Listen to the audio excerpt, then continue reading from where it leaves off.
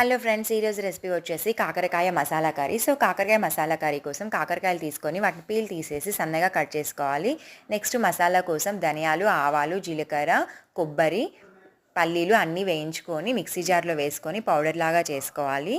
తర్వాత స్టవ్ మీద ప్యాన్ పెట్టుకొని డీప్ ఫ్రై కోసం ఆయిల్ వేసుకొని ఆయిల్ హీట్ అయ్యాక మనము కాకరకాయ పీసెస్ వేసుకొని గోల్డ్ కలర్ వచ్చేలాగా ఫ్రై చేసుకోవాలి. ఇవి కొంచెం రెడ్డిష్ కలర్ వచ్చినాక తీసి వేరొక ప్లేట్లోకి షిఫ్ట్ చేసుకోవాలి. నెక్స్ట్ ఎల్లిపాయ కారం కోసం ఒక 15 to 20 ఎల్లిపాయలు తీసుకొని మిక్సీ జార్లో వేసుకొని వాటితో పాటు కారము, సాల్ట్ వేసుకొని ఎల్లిపాయ కారం కూడా ప్రిపేర్ చేసుకోవాలి. నెక్స్ట్ అదే ప్యాన్లో ఆయిల్ ఉంటుంది కదా, ఆ ఆయిల్లోనే మనము ప్రిపేర్ చేసిన మసాలా వేసుకొని ఒక 30 seconds ఫ్రై చేసినాక మనము వేయించిన కాకరకాయ పీసెస్ కూడా వేసుకోవాలి. తర్వాత ఎల్లిపాయ కారం కూడా వేసుకొని కలుపుకోవాలి.